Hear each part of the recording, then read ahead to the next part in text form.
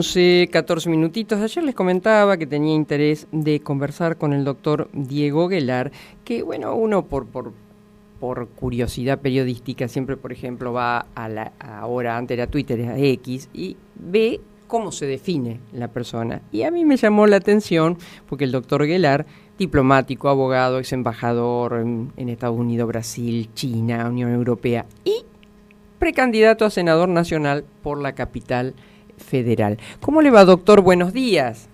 ¿Qué tal? ¿Cómo le va? Buen día. Bien, bien. Bueno, se lanzó una vez más a la política partidaria.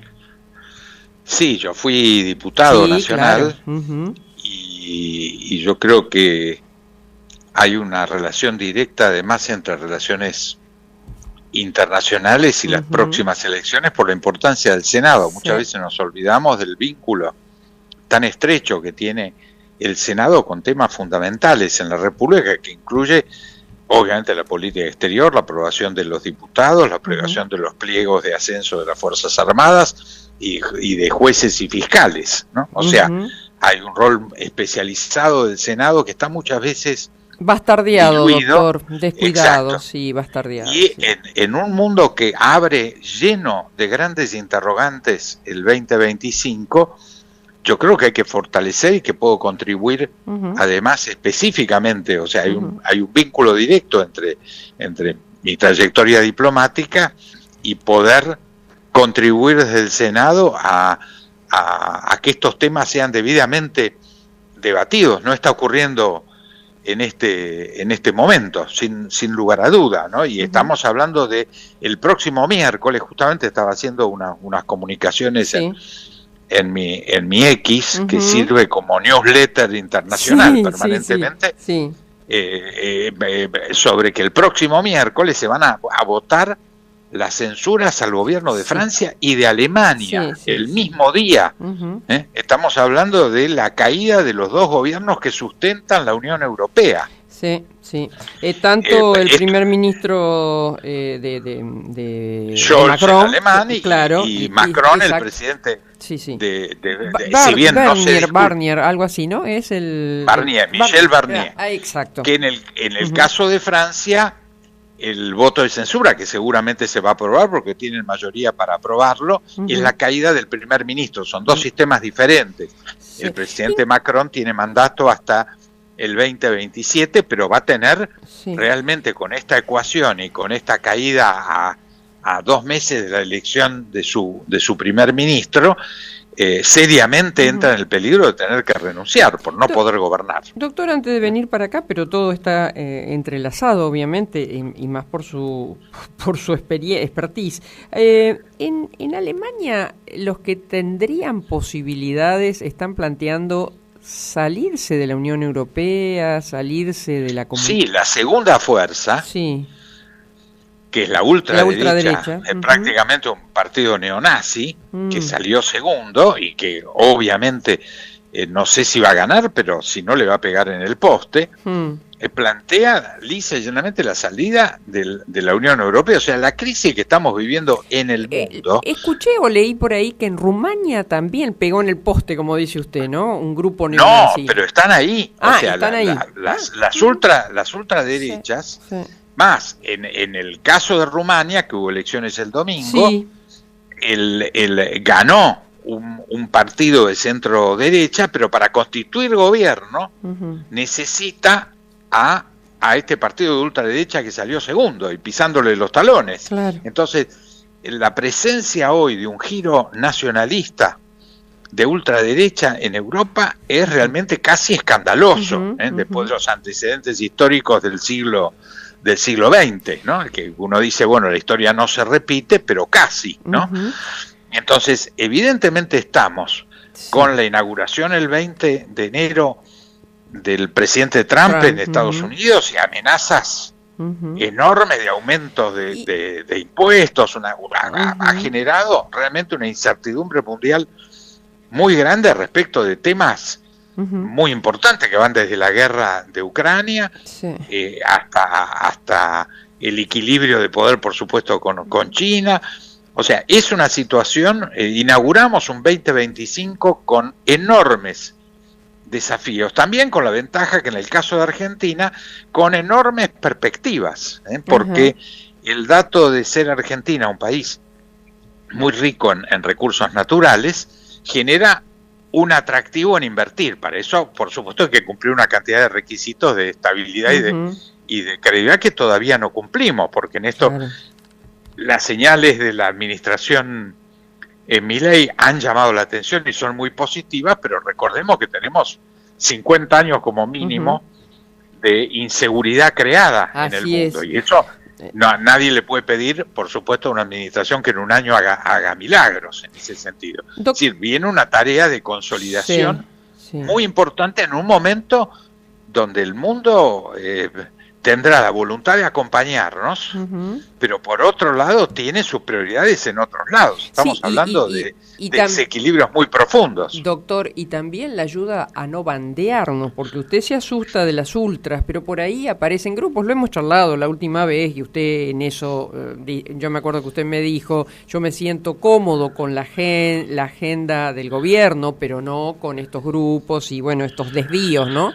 No, yo me siento cómodo en el rumbo. Claro. No en el proyecto libertario. Claro, yo creo que el proyecto libertario tiene posiciones extremas que la verdad contradicen al rumbo, curiosamente. ¿No? Lo debilitan, porque creo que la credibilidad de Argentina necesita tener como contracara del rumbo económico en el cual estoy absolutamente convencido. O sea, creo que el presidente dio en el clavo al plantear que la lucha contra la inflación necesitaba del equilibrio fiscal y de limitar o suprimir la emisión. Y tiene razón, yo creo que esto es el verdadero motivo del éxito que ha alcanzado en términos del programa de ajuste, ¿no? Con todos los costos que esto implica, por supuesto, no es el paraíso, ¿no? Pero en este rumbo, para concretar la fase 2, que es efectivamente la inserción de Argentina en el mundo, concretar las inversiones que necesitamos y que quieren venir, que vienen postergadas de mucho tiempo por no credibilidad de la Argentina, porque desarrollar nuestras riquezas, tanto agropecuarias, mineras, como energéticas, que abundan en la Argentina y que requieren inversiones de miles de millones de dólares, pero para que eso ocurra, sin lugar a duda, tiene que haber un dato de credibilidad institucional. Ahí es donde yo creo que el proyecto libertario no coincide con la consolidación institucional. Doctor, permítame que le pregunte, porque en uno de los tuits que yo leí suyos, usted dice que el expresidente Macri piensa en un esquema propio para las legislativas 2025. Incluso el remate me llamó también poderosamente la atención. No descarta reversionar Juntos por el Cambio. ¿Me puede contar sobre estos dos puntos? No, bueno, yo creo que en esto yo me alegro y apoyo estas decisiones en el sentido de que ante una decisión del presidente Milei de no constituir efectivamente un gobierno de coalición, para el cual no alcanza con PRO. Yo creo un gobierno de coalición viable en la Argentina para tener una mayoría de 130 diputados y 35 senadores, que es alcanzable en la Argentina, requiere que el presidente convoque al PRO, a buena parte del radicalismo que lo ha venido acompañando, pese a los agravios, etcétera, pero no hay ninguna duda, cuando uno ve los votos de la mayoría de diputados y senadores radicales, que no coinciden con la actitud del presidente del partido, pero en los votos de senadores y de diputados hay una mayoría que ha venido acompañando hasta en el apoyo a los vetos presidenciales, que es una cosa muy dura para hacer desde el Congreso. Entonces, el PRO es el radicalismo, que son la base de lo que fue, al margen de que mantenga el nombre o cambie el nombre Juntos para el Cambio, pero hay además peronistas republicanos como la fuerza de Pichetto, el cordobesismo, que es una fuerza muy importante todavía como líder Schiaretti, que fue un candidato importante a la presidencia. Que ¿Usted me está diciendo, doctor, que esa sería la reversión del nuevo Juntos por el Cambio? Claro, bueno, yo creo que hay que replantearse esto. Ahora, también hay que recordar que la elección del año que viene son 25 elecciones, las provincias más la capital. Quiere decir que no es una elección que concentra en un liderazgo, sino que se pueden dar un damero muy diverso de alianzas en la propia Santa Fe, que tiene un esquema propio de alianzas y que puede coincidir o no con el cordobés, con el mendocino, con el de Capital, con el de Provincia de Buenos Aires. O sea, yo creo que estamos frente a un proceso de 25 elecciones. Y por lo tanto, en última instancia, yo creo que el presidente va a tener que optar, conforme a cómo salga esa elección, a un esquema de coaliciones, que es como se resuelve. Yo soy profesor de sistemas políticos comparados, y no es una teoría, es en todo Occidente hay gobiernos de coalición, en toda nuestra región. En Chile hay gobierno y oposición, claro, de coalición. Ocurre lo mismo en Paraguay, en Uruguay, en Brasil. O sea, es la regla de juego hoy, porque ya no hay ni presidentes que tengan ese carisma movimentista tipo Perón para concentrar el poder, ni partidos hegemónicos. Entonces hoy una fuerza política que tiene el 30% es lo máximo que puede tener. ¿Eso qué significa? Que para constituir gobierno, armar un gobierno creíble con mayorías parlamentarias, tiene que convocar a otros partidos. El presidente Lula, que nadie puede dudar, le guste o no le guste, que es un presidente con ejercicio de poder, con experiencia de poder, tiene 14 partidos en su coalición. Ahora, usted con muchísima habilidad me contestó la segunda parte sobre la reversión de Juntos por el Cambio, pero no me contestó si habló con Macri y está decidido a ir por un nuevo esquema. Bueno, yo creo que él ha estado buscando, partiendo de una posición que yo apoyo, que ha sido la colaboración. Si no hubiera existido la colaboración abierta del PRO, este gobierno no hubiera tenido viabilidad ninguna. O sea, yo creo que haber definido en forma incondicional el apoyo inicial fue fundamental para este año. Este gobierno no hubiera existido categóricamente. Creo que ese dato, cuando el propio presidente destaca sus éxitos teniendo el 15% de los diputados y el 10% de los senadores, dice con toda claridad que el milagro, además de su acierto económico, que insisto, existió y existe, fue el apoyo político. Claro. De aquellos que muchas veces él lo ningunea o directamente insulta.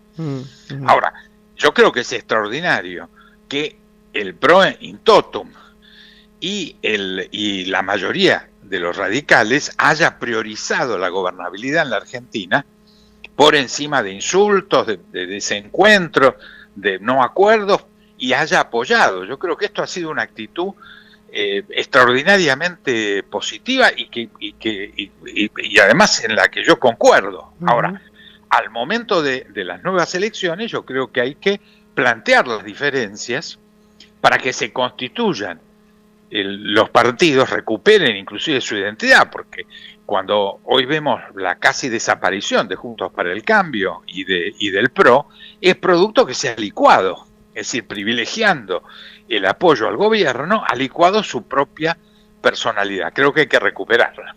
Lo último, y agradeciéndole su tiempo, ahora Argentina va a ser quien presida el Mercosur. ¿Usted ve viable, a pesar de que sé que el Mercosur lo prohíbe, pero lo que quiere hacer el presidente Milei, que es un acuerdo bilateral con Estados Unidos?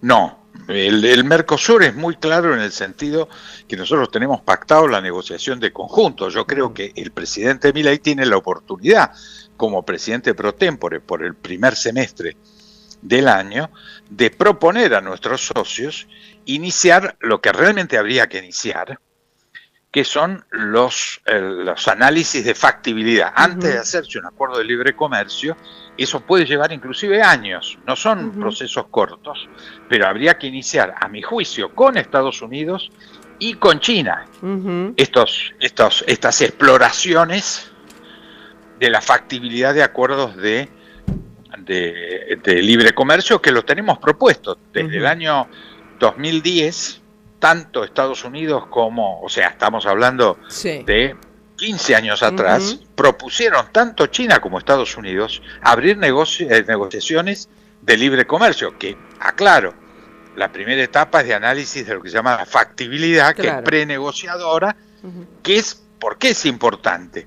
Porque en ese análisis de factibilidad se incluye al candidato a socio, o sea, uno incluye a Estados Unidos o a China o a los dos en analizar en la misma mesa las debilidades y fortalezas de cada sector para incluir las aperturas temporales, o sea, en qué tiempo se abre un sector, en qué tiempo se abre otro, en qué condiciones, pero uno ya lo discute con el socio, no lo hace solo con los locales, sino que incluye en ese análisis a la otra parte. Esta es una etapa prenegociadora fundamental, que en el caso de Estados Unidos, del que se habla mucho en la prensa, hay que recordar que para iniciar un acuerdo de libre comercio, el presidente tiene que pedirle un mandato que se llama fast track, la vía rápida, al Congreso. El Congreso se lo tiene que aprobar.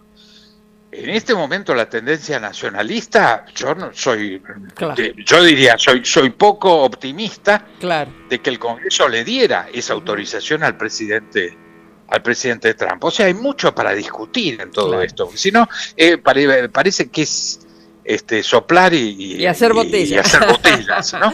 Y esto es mucho más complicado. Y para nosotros nuestra gran fortaleza es hacerlo como Mercosur. O sea, yo soy absoluta, lo he escrito y lo hemos charlado nosotros varias veces.